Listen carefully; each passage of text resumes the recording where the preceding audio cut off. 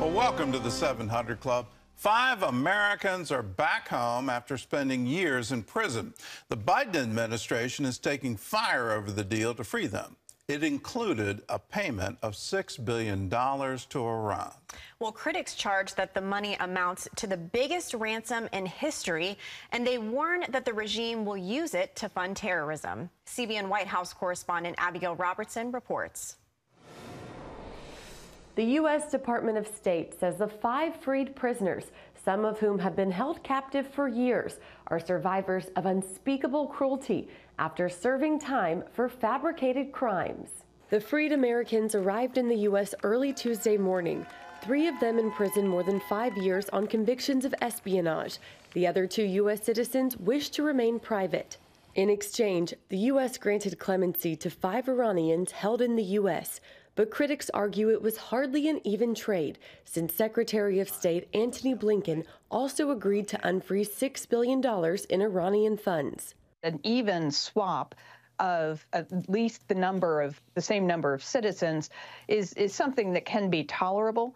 But when you have to sweeten it with $1.2 billion per American to get them out, I mean, where's our $6 billion? But it makes no sense, and it does become the biggest ransom in history. Victoria Coates from the Heritage Foundation believes the deal is a threat to the U.S. and its allies. If he thinks that this isn't going to free up $6 billion, that now that regime does not have to spend on things like food and medicine, to spend on their nuclear program, on their terrorist proxies, on their missile program to strike Israel and even the United States, of course that's what they're going to do with it. That's what they did with the cash they got from the original nuclear deal under President Obama. Republicans charge that the deal amounts to a ransom payment and warn it will encourage future hostage-taking. The latest example of President Biden rewarding and incentivizing Tehran's bad behavior. Democrat Mark Warner, chairman of the Senate Intelligence Committee, questioned on CBS how the funds will be used. I want to hear what kind of constraints are being put on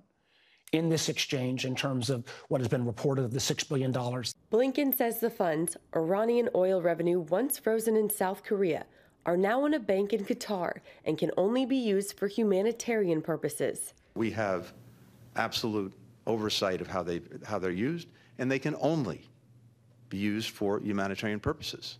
And we have absolute confidence in the process and the system. While the Biden administration insists they will approve each transaction, Iran's president says the country will use the $6 billion however it wants to.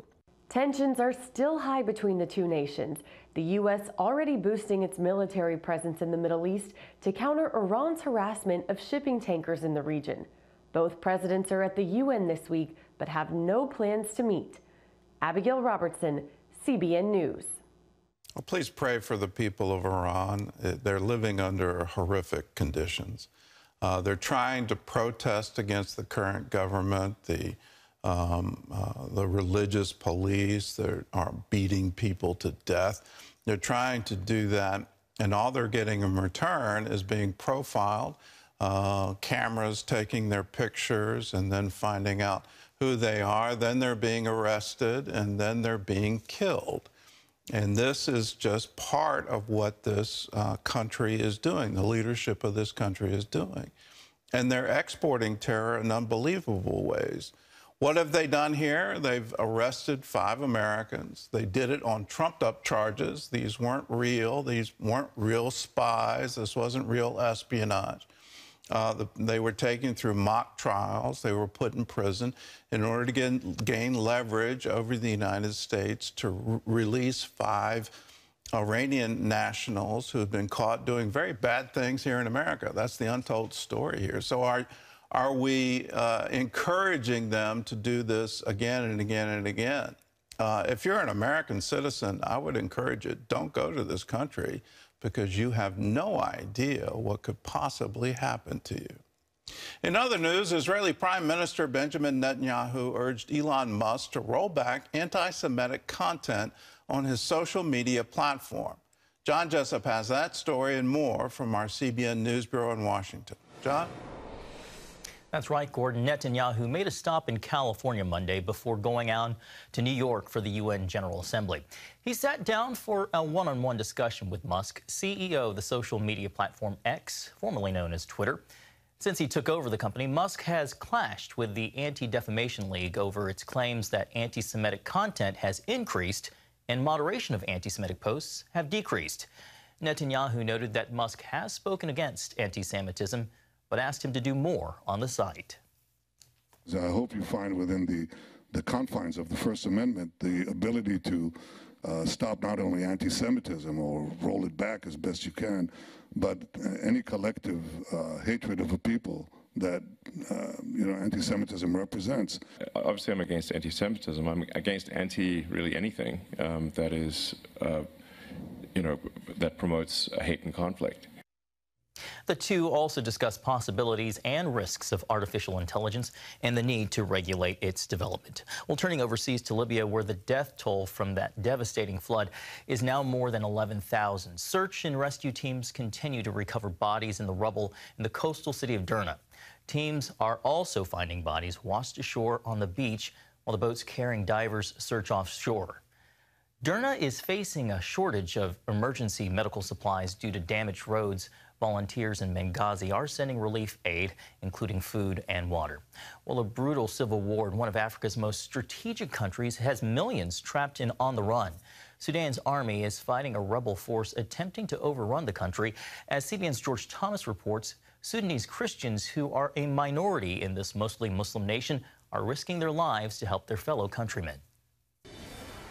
One leads Sudan's army as the country's de facto leader. The other, a notorious rebel leading a powerful paramilitary force. Once allies, these two Sudanese generals have been fighting for months to control one of Africa's most strategic countries. I don't know any family that hasn't been affected by this, hasn't been impacted. Pastors, church community leaders, they've all had to flee. For 10 years, Tina Ramirez sought to advance human rights and religious freedom in this predominantly Muslim country. She worries all of that may be in jeopardy now as civil war engulfs the country. The situation there is very dire. Churches have been bombed and attacked and looted, so have mosques and other places of worship. Fighting between General Burhan's army and General Dagalo's rebel rapid support force has left at least 3,000 people dead and 12,000 more wounded. According to human rights experts, the situation in the western Sudan region of Darfur is particularly horrific, with reports of rebel fighters going on a killing spree. The bodies of at least 87 ethnic Masalit and others allegedly killed last month by rapid support forces and their allied militia in West Darfur have been buried in a mass grave. Using thermal detection data from NASA satellite images, Yale University's Conflict Observatory found those fighters deliberately targeted at least 26 communities in Darfur, burning down entire neighborhoods and villages. A lot of this is ethnic, a lot of this is tribal.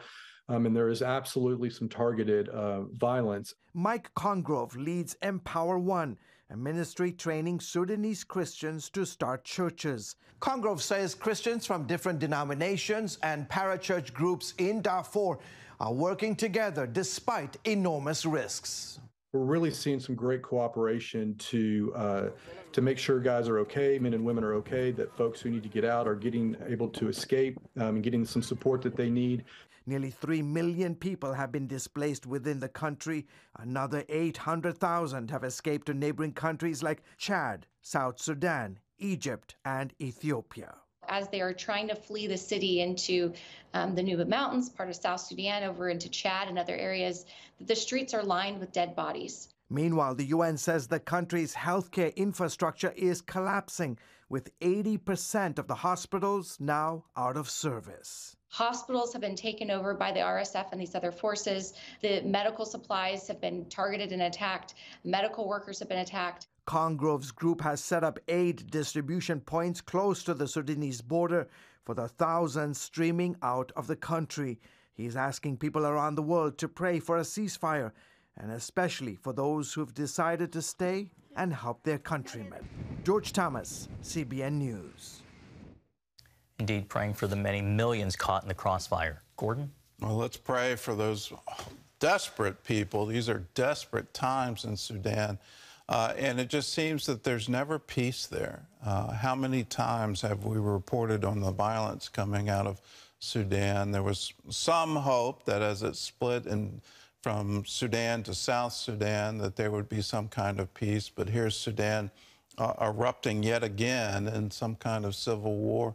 Millions being displaced. So let's pray for those refugees. Let's pray for peace.